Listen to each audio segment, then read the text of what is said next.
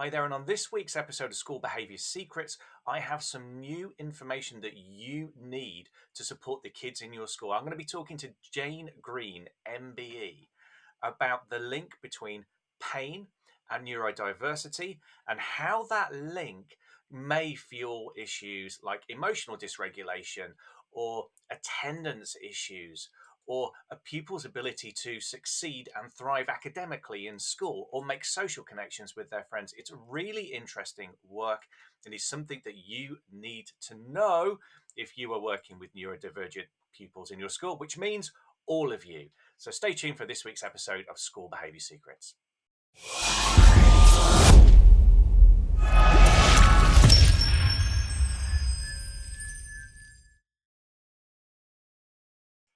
Hi, Simon Currigan here from School Behaviour Secrets and Beacon School Support, and welcome to this week's episode of the podcast.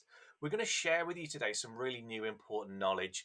We've got a guest, Jane Green, MBE, on the show, and she's going to talk to us about how neurodivergent pupils may experience pain or indeed have more physical pain in their lives, and how adults' reactions to that, potentially their disbelief, can affect their outcomes.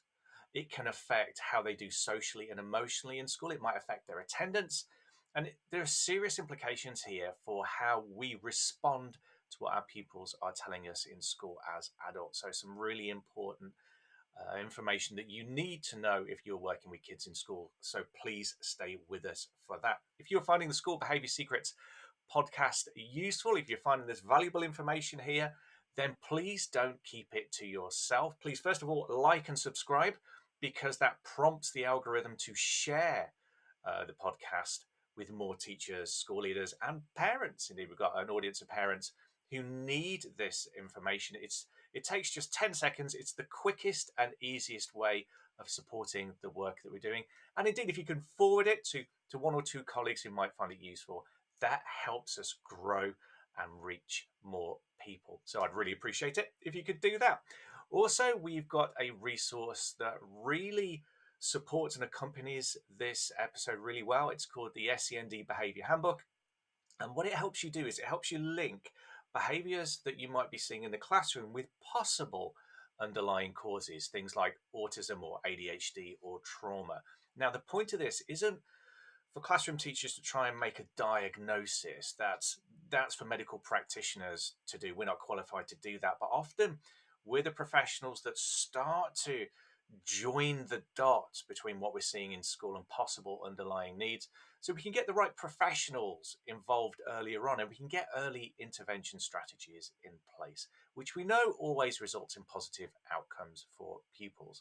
You can get it from our website. I'll put a direct link to the handbook. If you're watching this on YouTube, I'll put a direct link in the comments. It's a free download. Or if you're listening to the audio version of the podcast, simply open up the episode description, and there'll be a direct link there, so you can click straight through. That said, now it's time for my conversation with Jane Green, MBE, about neurodivergent pupils and pain. I'm very excited to welcome Jane Green to the show today. Jane was awarded an MBE for services to neurodivergent people and is an educationalist and ex-assistant head teacher. She also worked as a local authority advisor lead and national lead for autism, ADHD, and dyspraxia. She has worked in all phases of education and leads the neurodivergent hypermobility charity SEDS Connective, and regularly writes and presents to UK and global conferences. She is the co-author on the first paper on neurodivergent children and young people with health challenges. Jane, welcome to the show. Thank you so much for having me on. It's a pleasure. And this is a topic actually that I'm completely new to as well. So I'm looking forward to learning about your research and what you're discovering about how we can support neurodivergent kids in school. So I want to start by asking you, what are the unique challenges that neurodivergent pupils with physical health conditions face in mainstream schools? And why is it important for us as educators to understand those needs? They are unique in the way that we haven't considered them before. but in a way they're not unique because they co-occur with neurodivergent children and young people and adults actually. But I think what is unique is it's just coming to the forefront in education, health and care throughout everything. And the unique thing is, and it sounds utterly bizarre to people who've been working in this area for a long time, that neurodivergent children and young people, i.e., so I'm going to identify autistic, ADHD, dyspraxic, probably dyslexic, those with Tourette's, have co-occurring physical health differences. In our body, we have connective tissue. It's top to bottom, entry to exit, I could say. And what they've found, the scientists, is that our collagen, the protein in the connective tissue, is weak. It's really lax. It's really stretchy and elastic, much more than the neurotypical or neuromajority population. That's what it's found. And so this connective tissue surrounds our organs, our tendons, ligaments, and joints, even our vascular systems, so the veins, the bowel, bladder, stomach, heart, even our lungs, the ears, even eyes, and probably brain. I was one of those children missing in education. I was one of those children who didn't do well, was considered dim and hypochondriac. And I've been like that all my life until I late studied. And even now, I've still got a bit of the imposter. Obviously, I've got degrees and things, but the hypochondria, the invalidation of not believing that I'm actually ill or injured is still with me at times, and I think that's a trauma in a way from my schoolhood.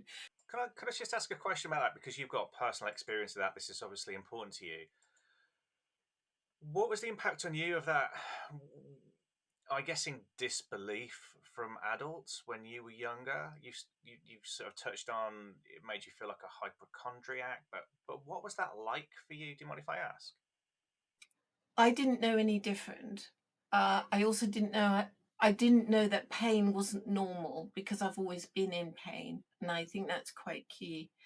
But what it did do was I wasn't a great communicator. In fact, I was selective mute, probably most of my particularly secondary age. I was also bottom setted and there was no structure in the classroom. So it's a matter of survival and not being squashed by your peers. But I wouldn't dare, if I did know an answer or something, I wouldn't dare come out with it because I knew my peers would squash me. But also, I was often missing in school.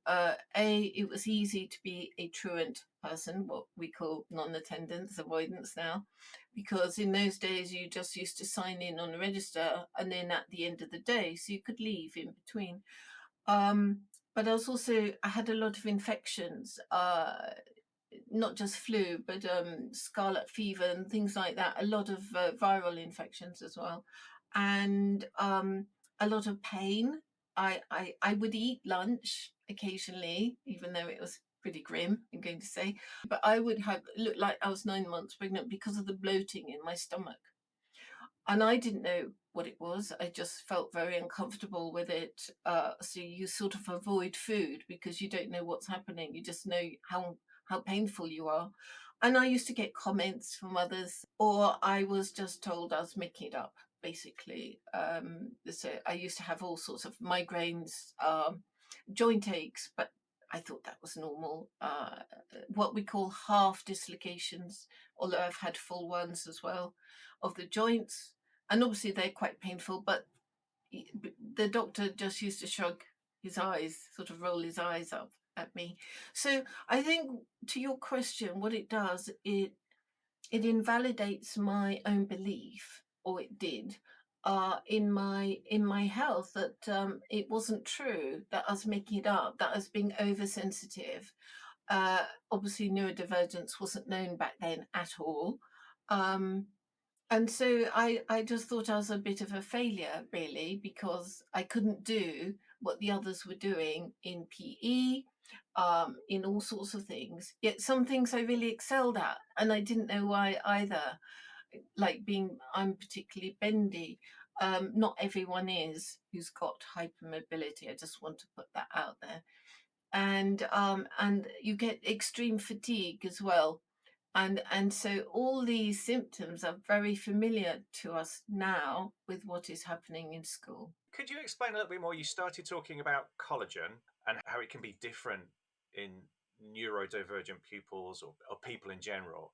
Can you explain more about why that's important, the link between that and how those pupils might experience pain?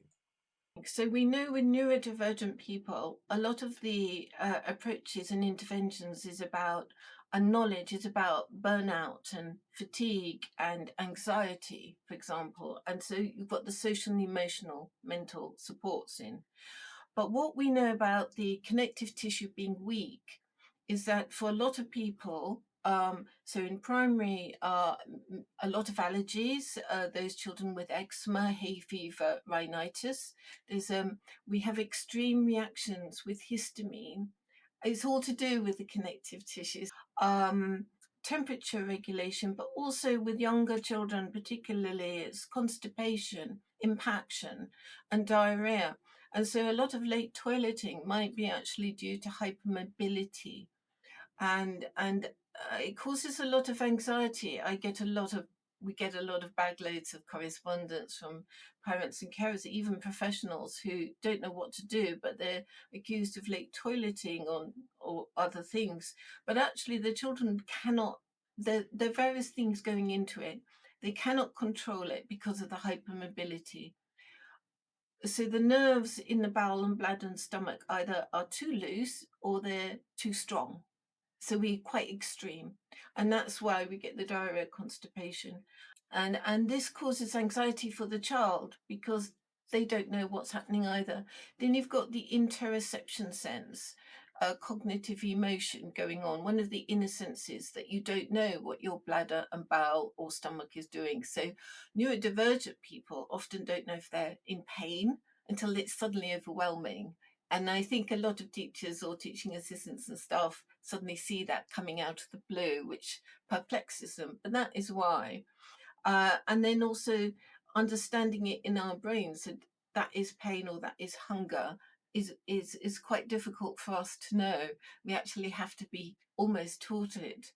So the other thing with anxiety is really, really interesting, and this is a key part. So particularly for girls in secondary, coming up to puberty is really key, and why we get so many issues then, and obviously the attendance actually. So it's a gravity thing because if you like, the veins are quite elastic and loose. They're not very strong. When you get up from lying to sitting, the blood starts pooling down from the head, it goes downwards. And then as you stand up, it goes down to the feet. But it means the oxygenated blood does not get to the brain. So for neurodivergent people and working with them, they say, oh, I've got brain fog. Oh, I'm confused. Oh, it's my executive functioning. Actually, this is connective tissue. This is hypermobility. It's got a technical name, but what the heart does, because the heart is really clever, it starts pounding it starts working really hard to get the blood back up there. And so for the person, it feels like your heart's pounding, you start getting hot and sweaty. You don't know why, you've been perfectly fine before, but it makes you feel anxious. And to anyone looking outside, it's anxiety. But actually, it's a physical cause. So any social and emotional and mental support for that won't have the best outcomes. And that works in lessons as well. You might have to raise the legs and things like that. So that's just one example of anxiety, why it matters so much. And most people think of neurodivergence, oh, they've got brain fatigue, they've got burnout. Actually, we know that with connective tissue being loose, the muscles are the ones doing all the work, holding us together. And you have to sit up in school. And it takes much more energy for a neurodivergent child to do that than the neuromajority or neurotypical, whatever you like to say, much more energy. So using more energy, just sitting up, let alone working and everything, makes you more tired because you're inflamed. We're inflamed from infections. We get more infections. We're dealing usually with a lot of pain and injury, but you can't see it. It's invisible. And so, or migraines are particularly key. Jaw pain, ear issues, eye issues. There's obviously a lot of astigmatism in neurodivergent people due to hypermobility, and stomach issues. So, as I said, entry to exit. So it can be swallowing, it can be burning reflux, burning pain, it can be stomach cramps all the time. So people avoid food and they think it's an eating disorder, which it might be, but it also, you need to look at the physical as well. The implications of this are actually really complicated because, on the one hand, you've got the child in the classroom who might be misinterpreting or not understanding their own pain or why they're feeling, like you described, the feelings of anxiety, but it's not actually anxiety. And then you've got the adults who are also misinterpreting potentially what's going on. So there's a lot of room for error there about how the pain could be misinterpreted. Absolutely. And that's why the trauma, what we find is children, young people are disbelieved and they grow up. We've got all ages in our charity with huge trauma and PTSD from this, not being believed, told by many doctors and others that it's all in their head. I mean, I've been told that many, many times, even with visible injuries. But also for staff, it's quite scary. I've done a lot of work. I've done toolkits and publications, and I talk to a lot of teachers. And I remember PE teachers, always key, talking to me and saying it was really scary. They've got this wonderful student who excels at one sport, or they've got another one, and they think they might be hypermobile. They were learning about it from me. They said, but suddenly this person ankle seemed to be out of place and I didn't see anything happen before, and I've got to go back and tell the parents what happened, but I don't know what happened. It's a two-way thing. The parents don't often know either because they haven't been diagnosed. You can't get a diagnosis for the formal terminology is so complex. I don't even want to go into it too much. That's why I use hypermobility. In the paper, we've used JHS and EDS. There's also HSD, but it changed again last year to pediatric types. So we use hypermobility as a simple word to cover the formal diagnosis, but for children, it's very unlikely they'll get a diagnosis unless very rare. I would say if you've got a neurodivergent child, particularly at puberty, the hormones are very, very key. So the male hormones tend to protect more, not always, but they tend to protect because the musculature gets stronger. So that's key. But for girls and women, it gets worse. And there is a study about the endocrine and hormone issues. So the monthly pain can be much worse. And I know it's in the news at the moment as well. So, how does this disbelief in the child's pain from medical professionals, from teachers, from parents who don't understand what's going on, how does that impact on their access to the curriculum? Aside from getting a diagnosis or the label, just thinking about school wise. What I've always been very passionate about attendance because I could see the issues why so many neurodivergent people were missing in education, and of course my own story and my children. Um, so if you do not have a formal diagnosis of something, unlike say diabetes, I'm just picking that out of the air. Um, there is no code. There's no reason they're absent from school. They're tired. Then it might be they've got a neurodivergent diagnosis, so it's misattributed just to the social and emotional mental neurodevelopmental side. But actually, it's physical. The parents, carers often don't know it. Uh, so the Senko or whatever might go to the doctor and say, is there a reason this student's not at school? The doctor won't know it. They're not trained in hypermobility. This is the biggest issue. And so there's no coding, or they might say, well, they're autistic or ADHD, so it's fatigue and burnout, or EBSA, emotional based school avoidance, EBSA. So that's what I've been working on for many years.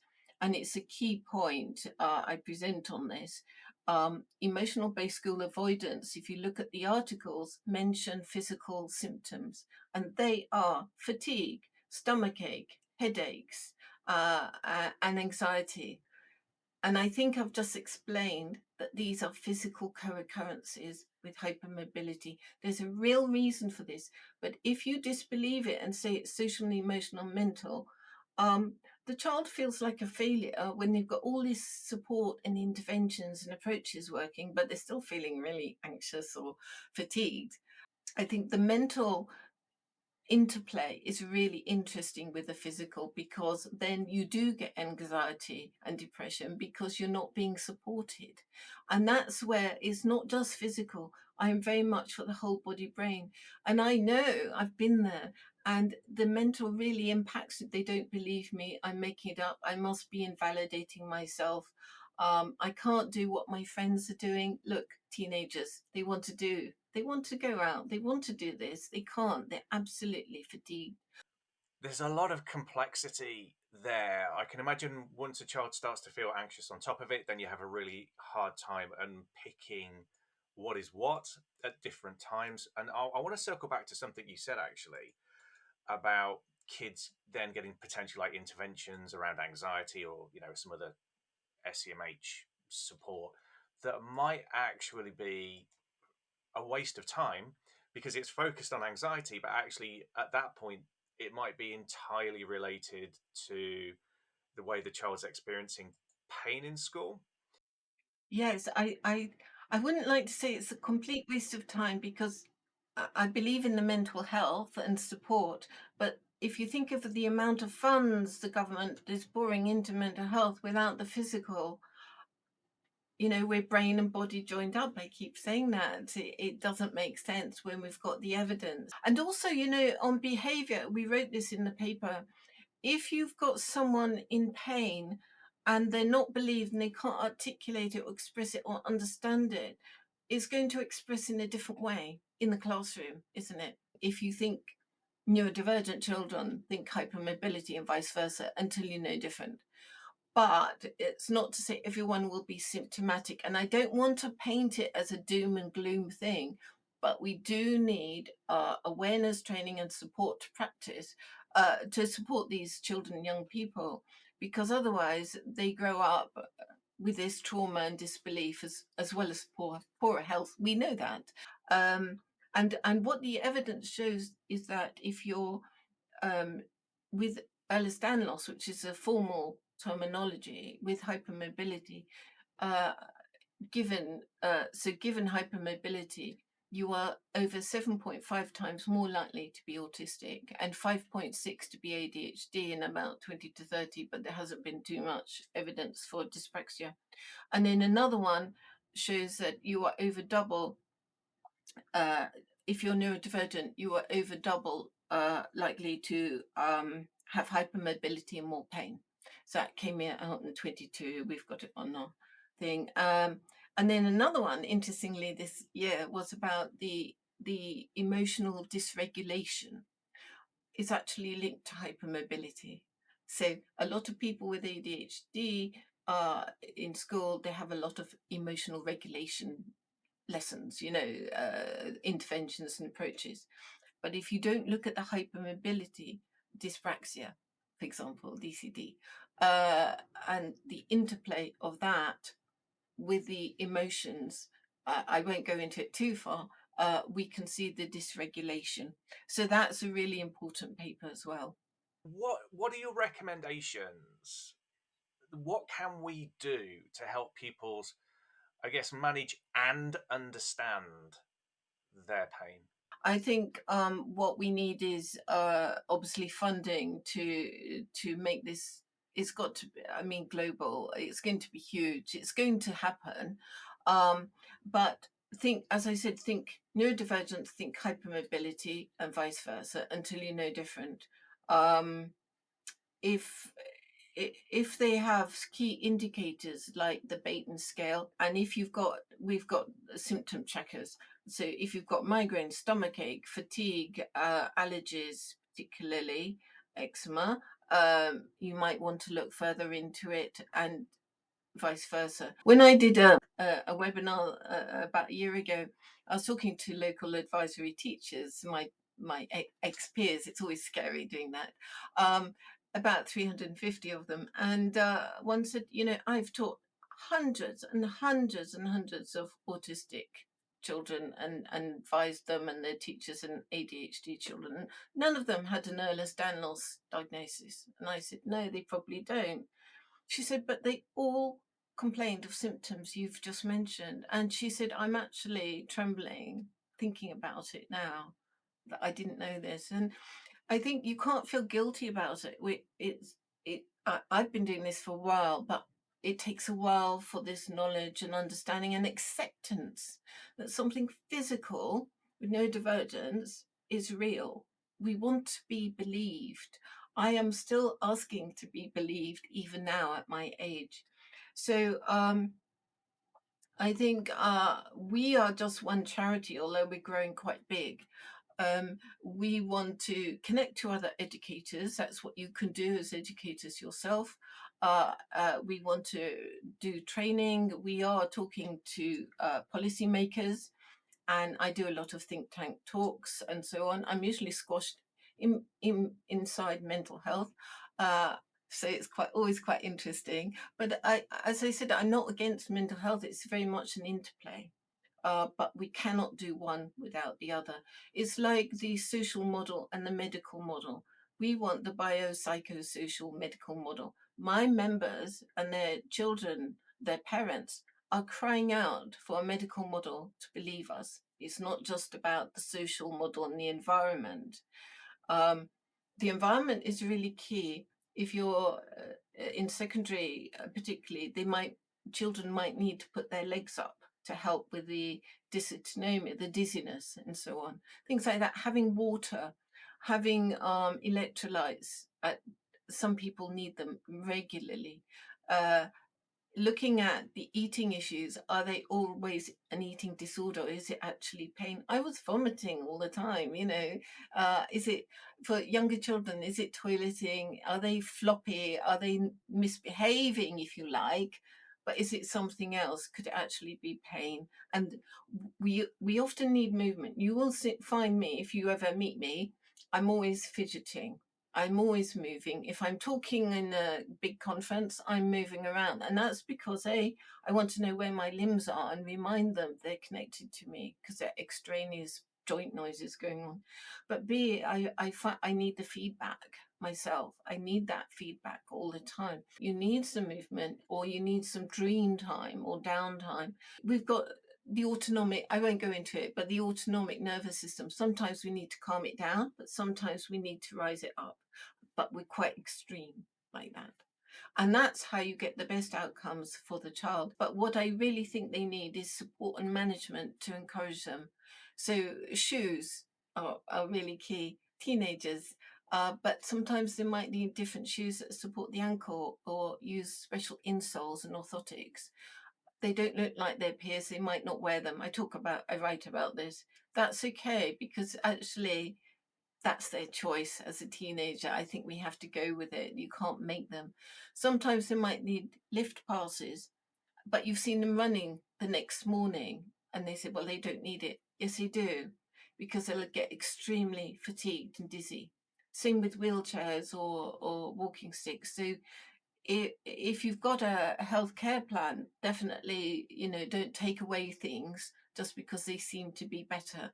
You make a really important point there, actually, because I've seen this in my own with the work that we do in schools, that sometimes people see kids in a snapshot of time and they appear to be okay. So they start saying, well, they don't need X, Y, and Z anymore.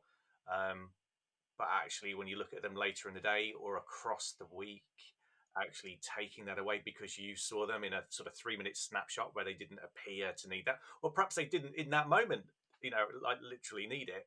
That doesn't mean that it's a useful support throughout the rest of the week. Yeah, I mean, as an advisory teacher, we'd go in and I always said, "I want to see them in this context, in this context, and this context." But absolutely. If you think hypermobility is there, is it walk the walk? You know, do their day, walk the walk if you've got time. You haven't got time, but that's what I say: is do that walk and see how they get through the day and why they're so fatigued at the end of the day. And the parents are probably saying they're completely crashed out. They whatever they're doing. That's probably why they might really enjoy it, but they can't cope if they're not believed. So I'm going back to that belief. Um, and it's not that they don't want to be there, but sometimes we need to be somehow get some more flexibility for why they can't be in school, or particularly at teenage years, and I've got some at primary who can't get to school on time. We need to work on that. It's really, really difficult for them because in the morning with dizziness, this oxygenated blood, it's really hard to get enough fluids and electrolytes in, and it most appears in the morning. We're a big, supporter of sort of the EBSA model. But when you're thinking about, often schools go the court route. You can see the difficulties there when you know about this research and you have this information, you think things through. So policy, there's a big piece there. Some parents do mention they are accused of fabricated induced illness because they've got all these injuries, illness, and fatigue, and they don't know why, what's going on. The child doesn't know why, but they don't look well.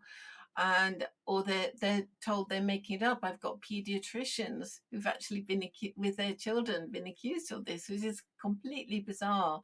And I also think examinations are key too, because of the support of writing and the brain fog. So they need electrolytes, fluids, or movement breaks. And so we're just writing something on JCQ, uh, what these students might need if it's agreed. So hopefully there will be more, and there will be more uh, knowledge in with the government policies, DFE. But in the meantime, we can all do something. Do look at our paper, number one, probably. See if it makes sense. I think it does. But our paper is really interesting. It's quite easy to read, actually. It's not a very, very technical one in that sense. And I think some of the quotes really, really hit home what we've picked out there, and why children, you might see them uh, where the behavior changes, but actually is linked to something else.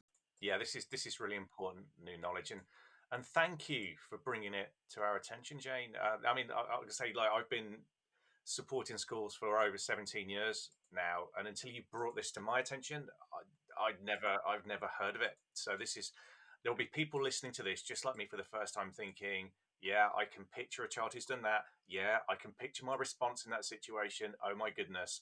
But to people who are thinking that, actually, you've got to give yourself some leeway and think everyone's doing the best they can with the knowledge they have at the time. So now we've got this knowledge, it can help us support the kids moving forward. So, Jane, we asked this of all our guests: who's the key figure that's influenced you, or what's the key book that you've read that's had the biggest impact on your approach to working with kids? Book wise, I always loved the Chronicles of Narnia because of the creativity and the fantasy and the pure joy of that. Um, but I also, I'm going to pick two, sorry. Philip Pullman, because of the fantasy and creativity as well. He writes about, you know, the child doing it for themselves. If you don't have that belief in you, if you're squashed in creativity or whatever it is you're doing, you can do it for yourself and motivate yourself. And I find that really, really inspiring. I'm not a practicing teacher now because I got quite ill, and B, I'm running a charity, but as you do. But that creativity is always a spark for every child, I believe. In whatever area, whether it is in math, science, STEM, or a sport, it's a creative um, it's a creative structure we're doing, and I believe that's our passion and motivation. And I love joy. I know what it's like to lose nearly everything, And I think having joy is really key. So that's why I love those books. Jane, can you tell us how we can find out more about the work you've been doing, the research that's related to this? You talked about your paper. Can you tell us how to get hold of that, please? Yes, of course. On our website, we have a research section. So all the relevant research should be on there. It's www.sedsconnective.org. SEDS Connective stands for Symptomatic Hypermobility Ehlers-Danlos Neurodivergent Syndromes in Sussex, where we started, but we're now global. And connective, because I think you've got the idea, it's about connective tissue now. And, there's a lovely saying, if you can't connect the issues, think connective tissues. Yeah, that's really neat. That's really neat. And I'll put a direct link to the website in. If you're listening to the audio version of the podcast, it'll be in the episode description. And if you're watching this on YouTube, I'll put a direct link through in the comments as well, so you can click straight through. Thank you. And that was my conversation with Jane Green, MBE, about the link between neurodivergence and pain. That's really important new work that everybody in school who works in the school needs to know about. If you want to know more, head straight to Jane's website, sedsconnective.org, and SEDS is spelled SEDS connective.org. I'll put a direct link, as I promised during the interview, in the show notes. I hope you found today's show useful. If you have, make sure you share it. Don't keep it to yourself. Let's get that knowledge out there to all of the school leaders and the school teachers and the parents who need this to support their kids. I hope you have a brilliant week, and I can't wait to see you next time on School Behaviour Secrets.